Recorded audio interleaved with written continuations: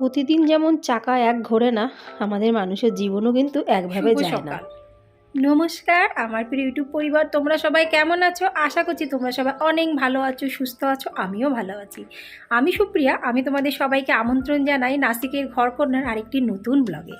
যে যে প্রান্ত থেকে আমার ভিডিওটি, আমার ব্লগটি দেখছো, আশা করছি তোমরাও সবাই অনেক ভালো আছো।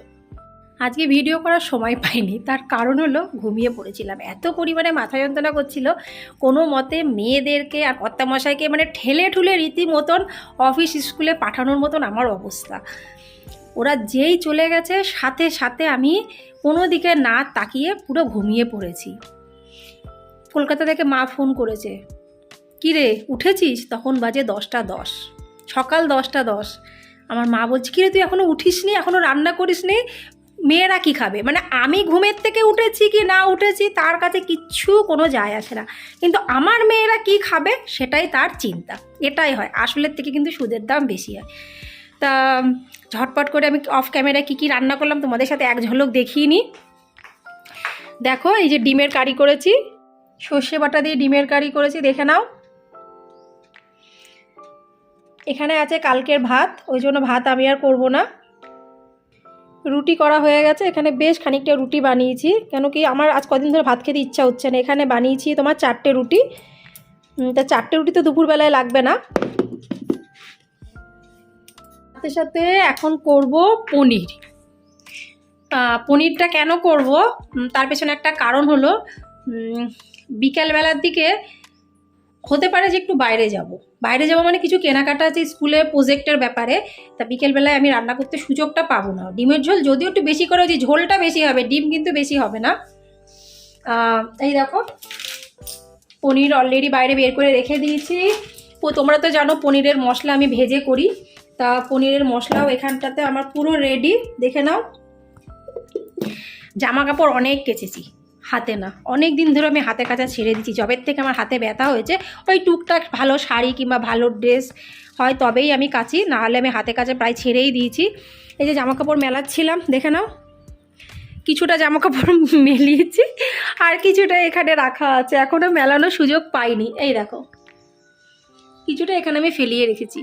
সত্যি বন্ধুরা, মানে এত আমার মাথাটা যন্ত্রণা করছিল, আমার চোখ মুখ দেখলেও অবশ্য তোমরা বুঝতে পেরে যাচ্ছ, মারাত্মক মাথা যন্ত্রণা করছিল। আর মাথা যন্ত্রণাটা আজকে হচ্ছিল না, কয়দিন ধরেই না হালকা হালকা টিপ টিপ টিপ টিপ করে মাথার এই ঠিক পেছন দিকটা আমার ব্যথা হচ্ছিল। কেন হচ্ছিল সেটা শুধু একমাত্র আমি জানি।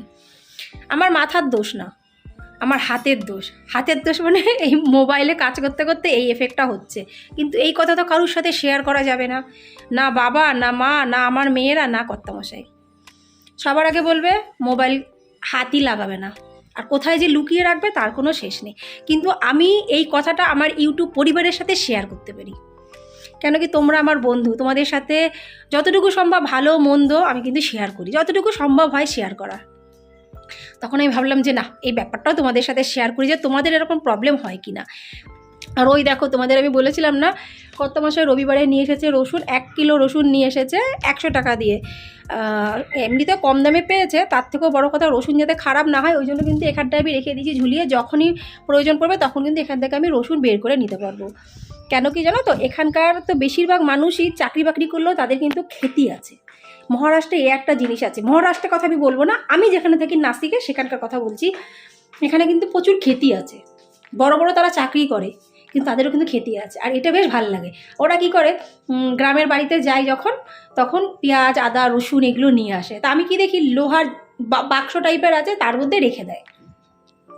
তো তাদের কাছ থেকে আমি শিখেছি এই জিনিসটা, যদি বেশি করে পেঁয়াজ কিংবা আদা রসুন নেওয়া হয় তাহলে বাইরে যদি আমরা খোলা জায়গাতে রাখি সেই জিনিসটা অনেক দিন থাকে। তা আজকে এখনও পনির রান্নাটা বাকি আছে, 2বার চা খেয়ে নিয়েছি।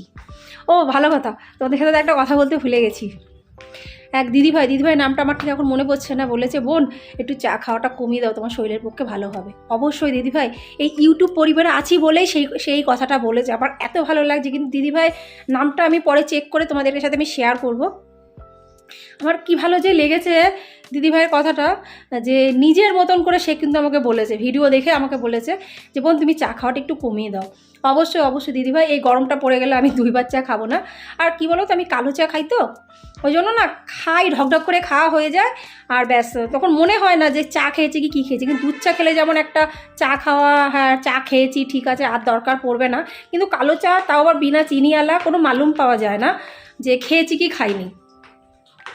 তো এইটাই হলো সবথেকে বড় কথা। কিন্তু দিদিভাই যে এত সুন্দর ভালোবেসে কমেন্টসটা করেছে, কিন্তু সরি দিদিভাই, আমি তোমার নামটা একদমই মনে নেই, কিন্তু পরের ভিডিওতে অবশ্যই তোমার নামটা আমি বলবো। আর একজন আছে রুবিনা, যার নাম হলো সকাল সন্ধে বলে আমি ওকে ডাকি, সেও কিন্তু ইউটিউব পরিবারেরই। তো সেই বোন লিখেছে নাসিক দিদি। আমার নাসিক হলো ইউটিউবে এসে আমার নাম। আমার খুব ভালো লাগে যে আমাকে যারা নাসিক দিদি কিংবা নাসিকে কত কি নাম আমার আছে। দেখো আমার নাম তো বাস্তবে সুপ্রিয়া, কিন্তু এই ইউটিউব পরিবারে এসে আমার নাম হয়েছে নাসিক দিদি, মানে জাগার নাম হিসেবে আমার নাম হয়ে গেছে। আমার কিন্তু খুব ভালো লাগে এই জিনিসটা, যে ভালোবেসে মানুষ আমাকে কীভাবে নিজের বাবা মা দেওয়ার নামটা পরিবর্তনে কি সুন্দর একটা নামে ডাকে, মনের থেকে ডাকে। তো ওই সকাল সন্ধে বোন আমাকে লিখেছে ভিডিও দেখে, নাসিক দিদি তোমার ভিডিওটা দারুণ হয়েছে, অপূর্ব হয়েছে, খুব ভালো হয়েছে, এগিয়ে যাও। তো এত ভালোবাসা, সত্যি মাঝে মাঝে ভাবি যে এই পরিবারে এসেছে আমি এত ভালোবাসা পাবো, আমি জীবনেও ভাবিনি। কেন কি এই পরিবারে কাজ করতে করতে অনেকের সাথে পরিচয় হচ্ছে, মানে এই কাজের থ্রুতে অনেকের সাথে পরিচয় হচ্ছে, তাদের কমেন্টস পড়ছি, তাদের ভালো লাগা মন্দ লাগা। যেমন দিদিভাই বললো না যে তুমি এত চা খেও না, তাহলে এইগুলো কে বলে? নিজের মানুষ কিন্তু বলবে না, চেনা জানা মানুষ ফোন পর্যন্ত হয় না। আমার তো এরকমই, তোমাদের হয় কিনা জান, আমাকে বলো। যে শরীর খারাপ হলে ঘরে থেকে যায়, কিন্তু একটা ফোন পর্যন্ত কিন্তু আসে না। তো সব কিছুর জন্য কিন্তু কপাল লাগে। আমার খুব ভালো লেগেছে যে আমি জীবনে সফলতা পাবো কি পাবো না আমি জানি না, এটা হলো সম্পূর্ণ উপরওয়ালার ইচ্ছা আর তোমাদের সবার ভালোবাসা আশীর্বাদের উপরে নির্ভর করে। আমি জানি না সফলতা পাবো কি পাবো না, করে যাচ্ছি, কাজ করে চলেছি এই প্ল্যাটফর্মে, করে যাব যতদিন পারবো, করে যাব, তোমরা জানতেই পারবে। কিন্তু এত যে ভালোবাসা, যেগুলো আমি উপলব্ধি করতে পারছি যে আমার ব্যাপারে তারা বলছে যে এটা করো, ওটা করো না, সেটা করো, এই জিনিসগুলো, ছোটো ছোটো জিনিসগুলো যে ভিডিওর মাধ্যমে তাদের কাছে যাচ্ছে, তারা আমাকে মানে বলছে যে এটা করো না, ওটা করো, আমার কাছে খুবই কিন্তু একটা ভালো লাগছে। যে নিজেদের লোকরা তো কোনো সময় বলে না, কিন্তু এই যে পরিবারে এসে যে বন্ধু পেয়েছি, তারা কিন্তু এই কথাগুলো বলে, আর এগুলো কিন্তু বেশ ভালো লাগে শুনতে আমার। জানি না এগুলো কে কীভাবে নেবে, কিন্তু যাই হোক, আমি এই পরিবারে এসে অনেক অনেক অনেক বন্ধু পেয়েছি, দিদি পেয়েছি, দাদা পেয়েছি, অনেক অনেক। এখন আমি ঝটপট এই জামাকাপড়গুলো মেলাবো। ভাত তো কালকেরটা আছে, ওটা গরম করে রেখে দিয়েছি, রুটি হয়ে গেছে, ডিমের কারি হয়ে গেছে, আর তোমার হলো ওটার জন্য কি পনিরটা এখন বানাবো। এই হলো কথা। শীতকালে পনির বলো আর যাই বলো না কেন, বেশ মটরশুঁটি হলে খাওয়া, মানে যে তার যে একটা স্বাদটা কিন্তু অন্য রকমের হয়ে যায়। ওই জন্য দেখো বেশ খানিকটা কিন্তু মটরশুঁটি আমি ইউজ করেছি, ভালো লাগে। কিন্তু এবার এখন মটরশুঁটি কচুরি বানাইনি, বানাবো এর মধ্যে। আমার কত মাসে 2 কিলো মটরশুঁটি এনেছে, 2 কিলো, দাঁড়াও দেখাচ্ছি। সে 2 কিলো ছাড়াতে গিয়ে আমার মনে হয় 2 ঘন্টার বেশি চলে গেছে সময়।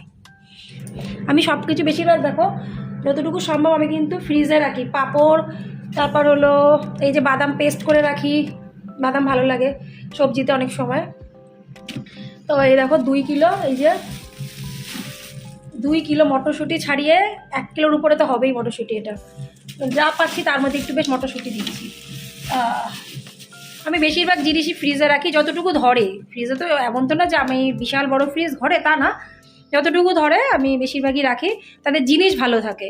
কেন কি অনেক অনেক সময় কি হয় কি, ডাল বলো, কিছু কিছু জিনিস না কেমন পোকা টাইপের হয়ে যায়। আমরা যেটা ভাববো সেটা যে হবেই তার কোনো মানে নেই। আমার ক্ষেত্রে তো সেটা কোনো সময় হয় না, যেটা ভাবি না সেটাই হয়। এই দেখো একদম মানে ফ্রেশ ধনেপাতা নিয়ে এসেছে, গায়ে পর্যন্ত মাটি লাগানো, মানে বুঝতে পারছো।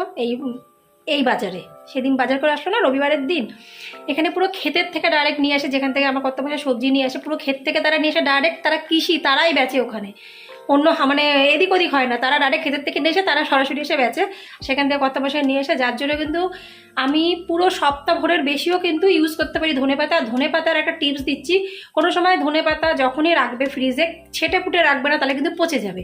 পুরো একদম এরকম আগা থেকে গোড়া পর্যন্ত এরকম পুরো রাখবে, দাঁড়াও গ্যাসের জোরটা একটু কমিয়ে দিই। একটা ধনেপাতা খারাপ হবে না, আমার তো আজ পর্যন্ত হয় না। এটা আমি জানতাম না, এটা আমার এক উড়িয়া বান্ধবী সোনালি, সে এখানকার বান্ধবী, কিন্তু এখন ট্রান্সফার হয়ে চেন্নাইতে চলে গেছে। তো সে আমাকে একদিন বলেছিল যে সুপ্রিয়া ধনেপাতা তো খারাপ হয়, কারি পাতা ধনেপাতা, কিন্তু কারি পাতা কিছু করা যায় না, কারি পাতার টিপস আমি পাইনি। যেহেতু ধনেপাতাটা ভালো থাকে, ফ্রিজার পুরো এরকম গোটা রেখে দেবে, একটা ধনেপাতা নষ্ট হবে না। সংসারের খুঁটিনাটি কে কি খাবে, কার কোনটা পছন্দ কোনটা অপছন্দ সব কিছু খেয়াল রাখার পুঙ্খানুপুঙ্খ চেষ্টা করি।